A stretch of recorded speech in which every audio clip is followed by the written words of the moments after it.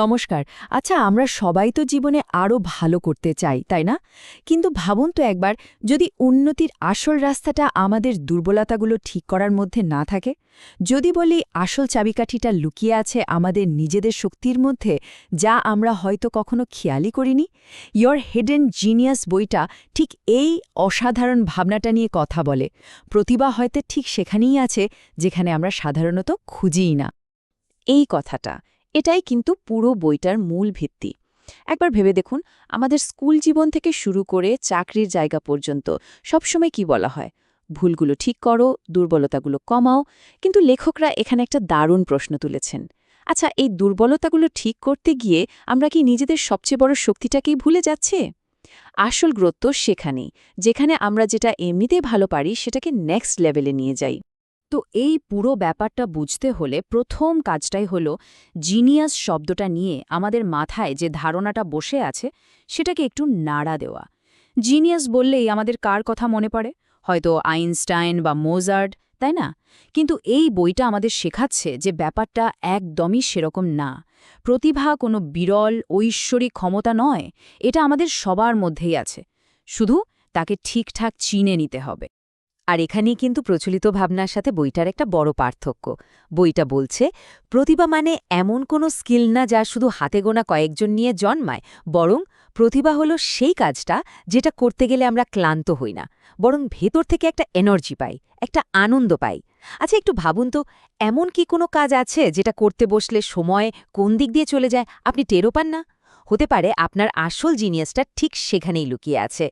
কিন্তু প্রশ্নটা হলো, কেন কেন আমাদের নিজেদের শক্তিগুলো আমাদের নিজেদের কাছেই এমন লুকিয়ে থাকে? এর একটা বড় কারণ কিন্তু আমাদের চারপাশের সমাজ, আমাদের এডুকেশন সিস্টেম। ছোটবেলা থেকে আমাদের কি শেখানো হয়, কোথায় আমাদের ঘাটতি, কোন জিনিসটা আমাদের ঠিক করতে হবে।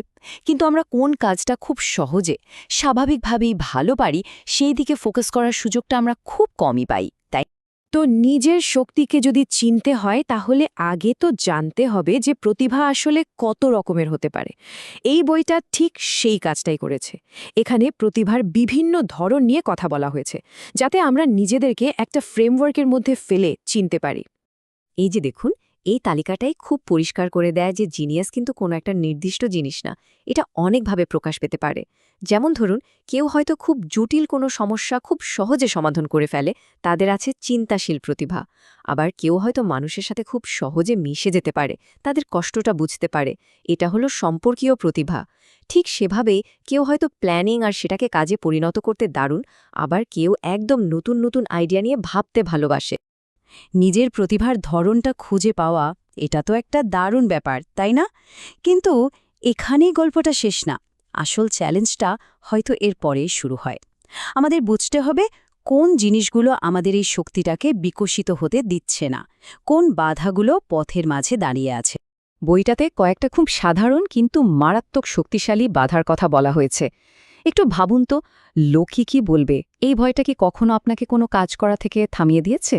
বা ধরুন, সবকিছু একদম পারফেক্ট হতে হবে, এই যে একটা চাপ, কিংবা সারাক্ষণ নিজেকে অন্যের সাথে তুলনা করা, এই ছোট ছোট মানসিক বাধাগুলোই কিন্তু আমাদের ভেতরের শক্তিটাকে বের হতে দেয় না।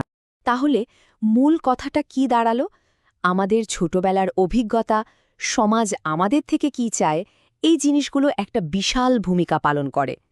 এগুলোর ওপরেই কিন্তু নির্ভর করে যে আমরা আমাদের ভেতরের শক্তিটাকে গ্রহণ করব নাকি তাকে লুকিয়ে রাখব। আচ্ছা, থিওরি তো অনেক হলো, এইবার চলুন সবচেয়ে কাজের কথায় আসা যাক। এই যে আমরা নিজেদের শক্তিকে চিনলাম, বুঝলাম, এই জ্ঞানটাকে আমরা আমাদের প্রতিদিনের জীবনে আমাদের কাজে লাগাবো কিভাবে? বইটা কিন্তু শুধু সমস্যা নিয়েই কথা বলেনি, সমাধানও দিয়েছে। এখানে খুব সহজ ৩টে ধাপের একটা পদ্ধতির কথা বলা হয়েছে, যেটা দিয়ে আমরা আমাদের লুকানো শক্তিকে খুঁজে বের করতে পারি। প্রথমত, নিজেকে নিয়ে ভাবা, মানে সেলফ রিফ্লেকশন। দ্বিতীয়ত, নিজেকে ঠিক প্রশ্নগুলো করা। আর তৃতীয়ত, ছোট ছোট এক্সপেরিমেন্ট করে দেখা। ব্যাস, এভাবেই যাত্রাটা শুরু হয়।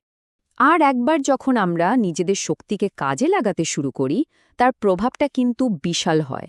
এটা শুধু আমাদের কেরিয়ার ঠিক করতে সাহায্য করে তাই নয়, আমাদের সিদ্ধান্ত নেওয়ার ক্ষমতা, লিডারশিপ স্কিল, এমনকি টিমের সাথে কাজ করার ধরন, সবকিছু বদলে দেয়। জীবনটা তখন আর একটা বোঝা মনে হয় না, মনে হয় একটা অসাধারণ যাত্রা। তবে একটা কথা মনে রাখা খুব জরুরি, প্রতিভা খুঁজে পেলেই কিন্তু কাজ শেষ না। এটাকে বাঁচিয়ে রাখতে হয়, যত্ন নিতে হয়, আর তার জন্য দরকার সারা জীবন শেখার ইচ্ছে আর নিয়মিত নিজেকে নিয়ে ভাবা।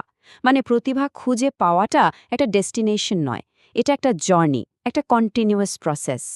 তো সব মিলিয়ে আমরা কি দেখলাম? দেখলাম যে প্রতিভা কোনো জাদু বা রহস্যময় ব্যাপার নয়, এটা আমাদের সবার ভেতরেই থাকা একটা স্বাভাবিক শক্তি। আমরা জানলাম কিভাবে তাকে চিনতে হবে, পথের বাধাগুলো কি, আর কিভাবে সেটাকে কাজে লাগাতে হবে। এখন আসল প্রশ্নটা কিন্তু আপনার জন্য। এই পুরো আলোচনার পর আপনি কি তৈরি নিজে সে আসল শক্তিটাকে চিনে নিতে, আর সেটাকে আরও ধারালো করে তুলতে?